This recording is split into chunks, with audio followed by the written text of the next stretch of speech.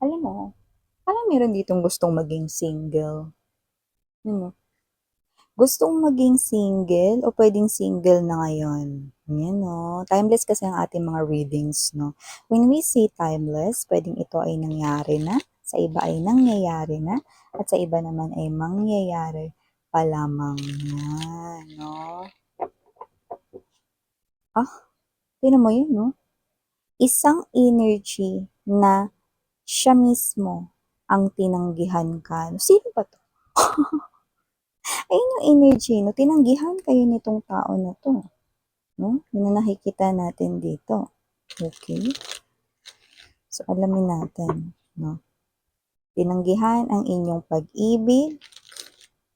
Pwede rin naman na umayaw sa koneksyon. Alamin natin. Sabay-sabay natin siyang kutungan. Yan, no? Isang malutong na kutong lang talaga.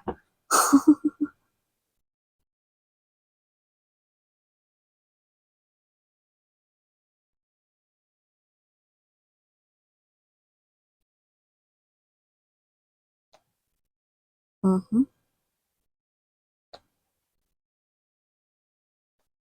Ay, go. Kaya naman pala, Five of Coins, Two of Wands, double right here.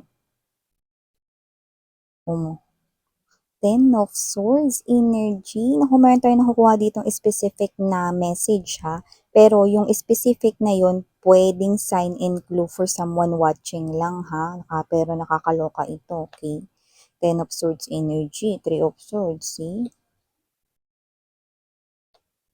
Ay, go. Yan o. Ay, go. Bottom of the deck, we have here the Nine of Swords energy.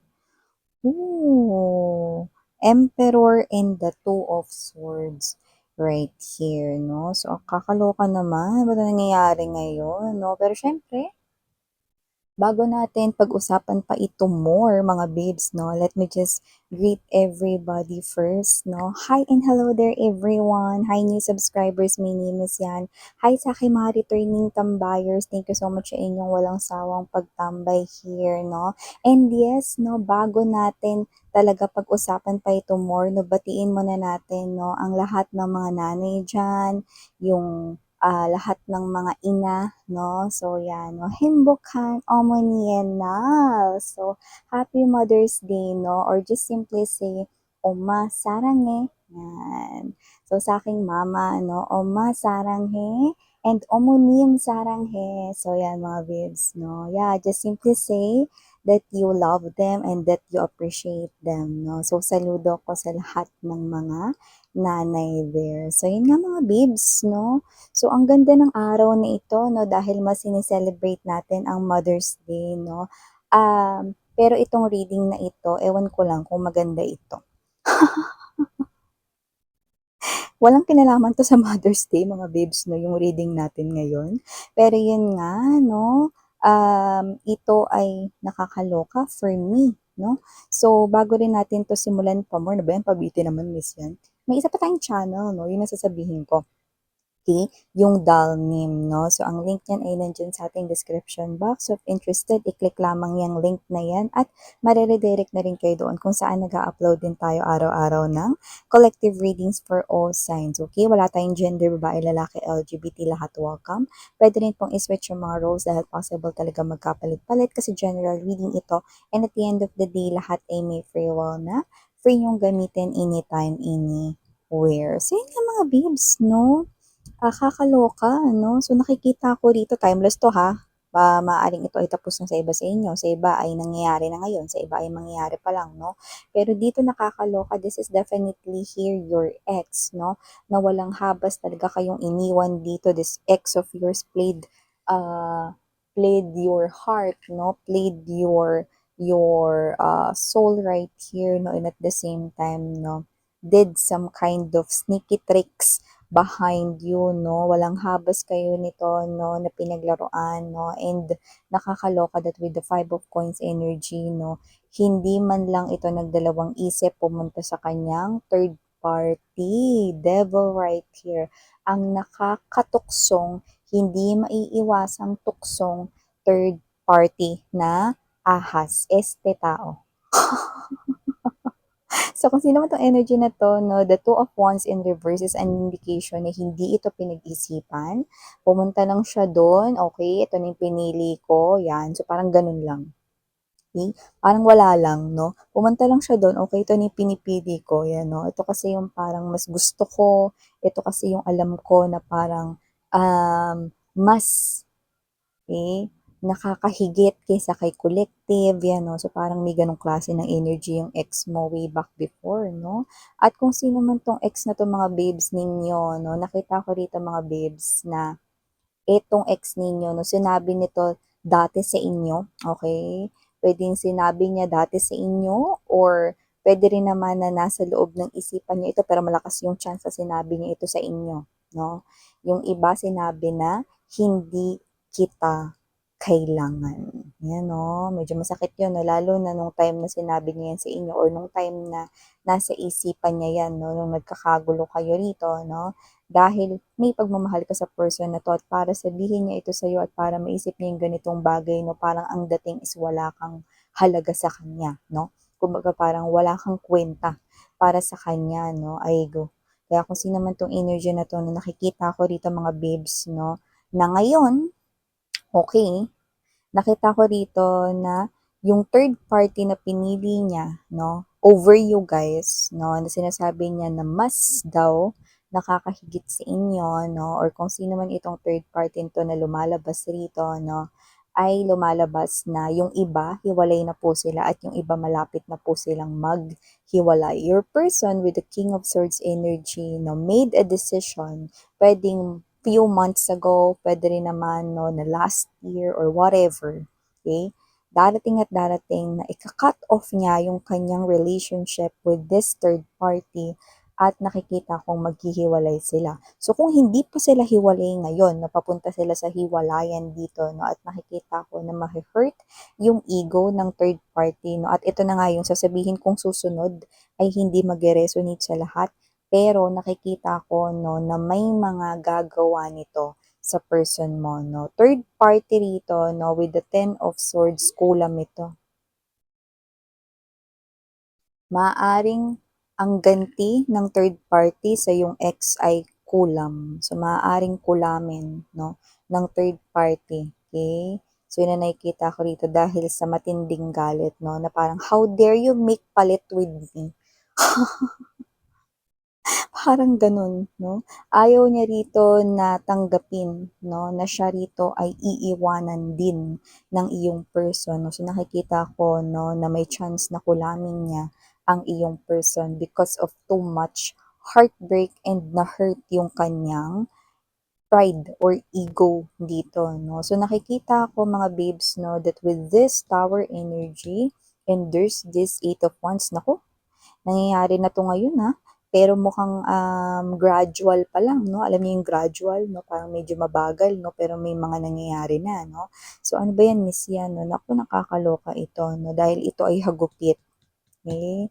Ang iyong person ay hahagupitin dito ng tadhana 'no, 'yun ang nakikita ko rito 'no, at magsusunod-sunod ang kanya ritong kamalasan 'no, at 'yan ay nangyayari na ngayon hanggang sa hinaharap para sa kanya.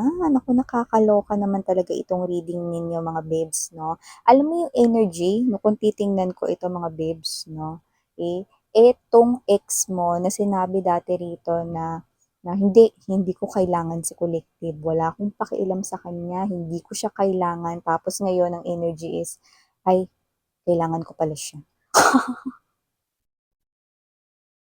'Di ba?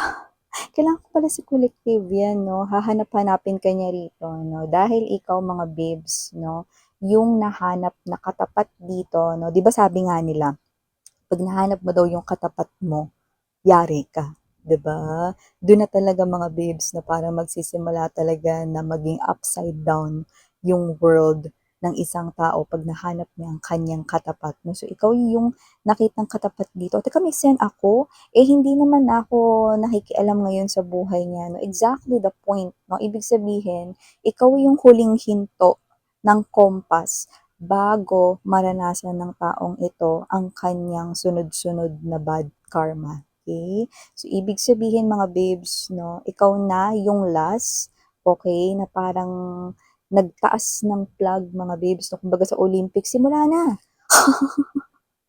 ang patimpalak, 'yan 'no. So, may gano'ng klase ng energy. So, parang ikaw yung naging, hudyat ng simula rito, ng pagkagising niya rito, nung pagbukas ng kanya ritong kamalayan. At nakikita ko rito na kailangan niyang matutunan ang napakaraming leksyon na kailangan din naman niya in the future, okay? So, yun ang nakikita ko dito. With this Nine of Swords energy, Two of Swords right here, and the Emperor, nakita ko dito mga bibs, no, na sa mga susunod rito na darating na mga linggo at mga buwan, no, ay nakikita ko rito uusigin ng konsensya niya, no, ang iyong ex-person dito. At ang Emperor, eh, hindi yan naka-reverse position. So, nakikita ko rito na ang Emperor ay bababa sa kanyang trono, no? With the Two of Swords and the Nine of Swords energy right here, no? Dahil etong Emperor na to ay nakikita ko rito na hihingi ng tawad sa'yo, maninikluhod, yes, that's the word, maninikluhod sa harapan mo, no? At nakikita ko rito na kakailanganin niya kayo. May mga bagay na kayo lang ang kayang gumawa nun para sa kanya na ginagawa niyo dati na ngayon ay gising na siya, at kung hindi pa, magigising siya rito na kayo lamang ang tangi na makagagawa nun at kayo lamang ang tanging may kakayanan na gumawa nun para sa kanya, hindi ang ibang mga lalaki, hindi ang ibang mga babae dito, no? So, yan ang nakikita ko rito. This person will beg you down on his or her knees like makaluhod sa lupa kinda thing, maninikluhod dito sa inyo and will beg for you to come back home. Yan, no? Come back home. Yan, no? Parang kanta lang ng 21. So, kasi naman tong energy na to, nakikita ko rito, no? Nauusigin siya ng kanyang konsensya at hindi siya rito makakatulog ng maayos sa gabi, no? Plus, kung isa pa siya rito sa tinamaan ng lintik, ibig sabihin, possible na bukod dito sa hagupit ng tadhana, no? Exempted dyan yung pangungulam ng ex, ha? Nung ex niyang third party, exempted yun, ha? Okay, hindi yun gawa ng tadhana dito, no? Kundi gawa yun ng taong iniwan niya, no? Imagine, ipinalit niya sa inyo tapos iniwan niya rin, di ba? Tapos yung third party feeling panalo dati, ngayon feeling loser na, no? Kaya hindi makagawa rito ng hakbang na matino, kaya ipakukulam na lamang niya ang person. Ay, human beings talaga tend to get crazy when they really, no, get into that type of feeling na crazily in love, 'di ba? So, nakakabuang ang pag-ibig, no? Pero depende kung sinong iibigin. Paano kung dalawa silang buang, 'di ba? So, nakikita ko rito wala na, 'di ba? So, ayan na, gulo-gulo na rito, no? So, nakita ko sila rito mga babes, no, na may sarili rin sila rito mga eksena, no? Habang yung ex mo naman dito, no, ay gagawa rito ng isang malaking eksena in front of the public, no, for some of you guys in the future. Yes, may gagawin siya rito, no, sa harap ng madla kung saan may mga ibang mga tao rin akong nakikita. There's crowd of people. There could be mix of people you may know and also people na napadaan lang, no? So, it's something here na nakikita ko rito na parang paraan niya upang bawiin ka, no? Alam mo yung nakakaloka rito, nakakatawa, no? Parang sinabi niya rito talaga dati, no, na hindi ko talaga kailangan si Kulitit. Wala akong pakialam sa kanya. Ay, di ko pa pala kaya. Ay, di ko pala kayang wala si Collective. Yan, oh. There you go. So, yan, nakikita ko rito mga babes, no, para sa wala talagang connection sa ating Mother's Day. Thank you so much. Again, I'm Yuriana Oni, Sarang Hail, Love, and Light. Ayun.